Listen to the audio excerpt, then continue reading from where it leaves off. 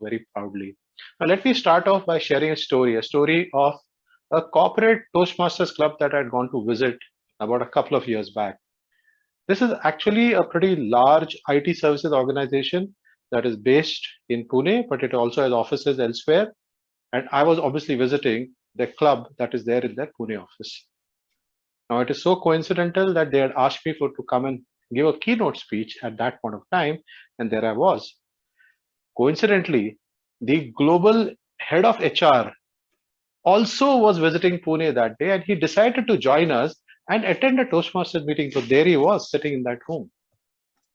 And then when we got talking and I was covering elements, it came across in terms of talking about what are the values and how are they important to an organization. So I looked around and I asked the people, because coincidentally along the way in the cab, I had looked up the values of the organization. I challenged the people sitting in the room, can you tell me the values that your organization is aligned to? And that was a pin drop silence. I obviously forbade the senior leaders who were sitting in the room to give me the answer because they were expected to know the answer. So I said, except for y'all, I would expect any of your other employees to give me this answer. I said, I don't even want the full statement. Just give me the 5 values that your organization has. After waiting for a couple of minutes, I took out my wallet. I took out a 2,000 rupee note and I kept it on the table in front of everybody. And I said, if you give me the answer to this question, this 2,000 rupees is yours. And I walked away that day with that 2,000 rupees still in my wallet.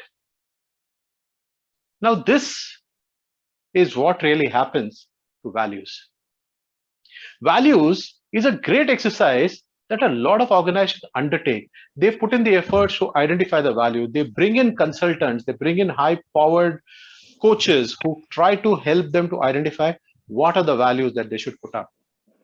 There's a lot of brainstorming that happens. People sit together, people put in the effort, take in offsites, and they come back and they draft wonderful language, all the Toastmasters language skills to be put in play, all the great words that you can put in use, they put into that, and then they create a beautiful value statement. What happens next? When that's sent out, it's put on the website, it's pasted on the walls of the company for all to see and behold that these are the values we live by. And that's it. That's where they remain, on the website, on the wall, on some brochure that the company has. That's it.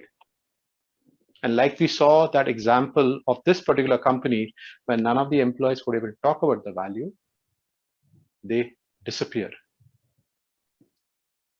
Now we have to stand here and ask us a question. First of all, why does it happen?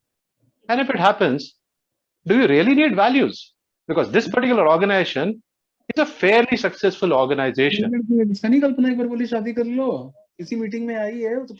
शादी कर लेंगे सौरभ, अभी नहीं, फिलहाल हम लोग अभी speech कर लेंगे, उसके बाद भी शादी कर लेंगे. Okay, nice. That was the interesting sideline that we had. So I was talking to you about, is it really important? Like, this organization is fairly successful. They've grown globally. They have people all across the world. And yes, their employees don't know the values. So what? Does it matter? Is it important? Isn't it far more important that we have a goal, that we know where we want to get to, and everybody is aligned to that goal and everybody works hard towards it? Yes, that's very important. Isn't it important just to have good leaders and to ensure that we take care of people? And then because of that, our people put in the efforts and we get there. Yes, that is absolutely important. So then why do we need these values? Why do you need these fluffy things that we all put up everywhere and we think this is very important for us? Well, my dear friends, the simple answer to the question is, a mission or a purpose tells you where do you want to go. It's your North Star. As an organization, if you are creating an organization entrepreneur, your mission and your purpose is like your North Star. It tells you where you want to go, but your values are the how you will get there. And this is the fundamental reason why values are so very important. It's not good enough to know where you want to go. It's also important to know how will you get there. And once you're building an organization, especially all of you as entrepreneurs, you might say, I don't need to create values for my organization till the time I don't have 100, 200, 500 people. I'm sorry, you're wrong. Your values start becoming visible right from the day that you created your company. And what really is the origin of those values? The origin of the values are the personal ethos that as a founder that you grew with. What do you align to? Are you willing to cut corners?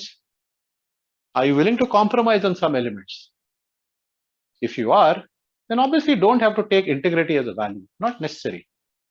So you take on the values that resonate with you, that are important to you, that you feel are very important for the business to operate in the environment that it is today.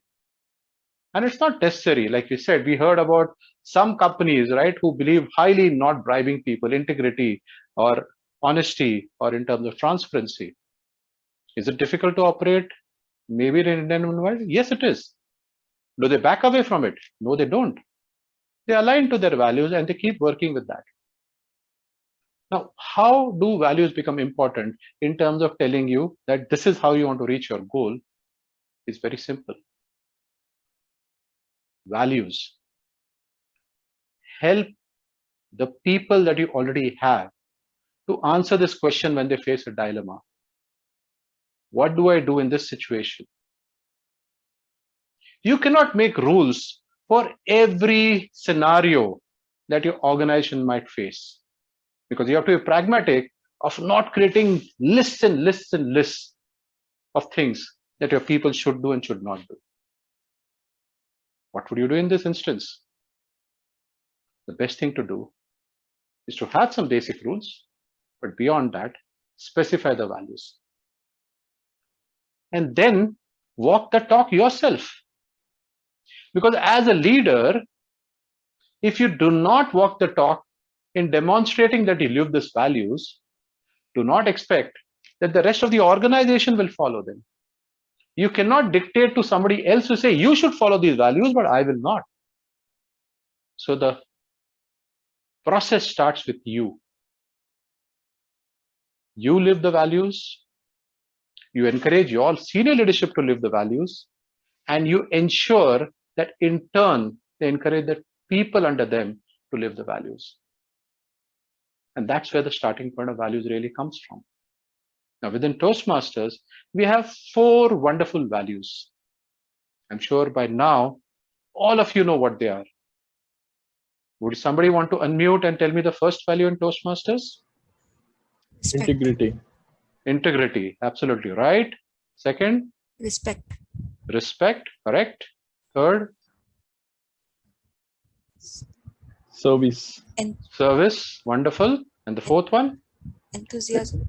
Excellence. No. Excellence. Excellence. Excellence. IRSE. Integrity, service, integrity, respect, service, and excellence. So as leaders within this organization, if we do not ourselves demonstrate the values, then I'm sure we are not even fit to be able to ask somebody else that you should follow them. When you set up your own organization, if you create the values for your own organization, the onus is on you first, that you should follow it. And that is the starting point. Now, in a new organization, it's just like a child that is being developed. Values don't come right from birth. That's the starting point, but they get firmed up over a period of time. Just like a behavior of a child gets firmed up, in the same way, the values in an organization get firmed up over a period of time. In the first couple of years, you will see the value really getting formed. So it's fine. There's nothing wrong with that. But once you decide that this is what are the values that we want to live by, then keep to it. Now, let me also tell you that besides being a guidance principle that when you face an issue and a situation, you refer to the values to be able to give you an answer. What do I do? What else does value serve as a purpose for you? Value serves an amazing purpose of helping you to attract people who resonate with the same values that you resonate with. So then, people who resonate with the value that you uphold. If you uphold a value that says that we will have innovation in our organization, then the people who are innovative are the ones who get attracted to you. They are the ones who look at your organization. Yes, this is the kind of an organization I want to work with. And they come and start working with you. If you have an organization that says that we will ensure that we will serve the community along with serving our business needs and our business profits, and there are people who believe in serving the community who will get aligned to you. If you really study organizations and study the longevity of employees, you'll always find the employees who stay the longest with any organization are the people who closely align with the values of that organization. If you find somebody who's a Toastmaster for so many years, like you see Mukta or so many of the others, it is because their personal value system and the organization Toastmasters value system are completely aligned. And this is the reason why they feel that sense of belongingness to the organization. It's not enough to be able to hire good people, pay them good money. It's also important to ensure that when you have the right values, the people will get attracted to it. You have to continue living the values. The people will derive satisfaction with that. And that is what you can ensure that you have longevity in the employees that work with you. So values is not just some words on the wall. Values is not some fancy slogan that you put up. Values is something that you live every day. And when you live every day, what you do in turn, you ensure that you derive that sense of satisfaction because you are living your values as an organization every single day. You attract the right kind of people who come to you for those values, and you ensure the longevity, which ensures that you deliver better value to your customers, to your shareholders. Now, isn't that a wonderful outcome?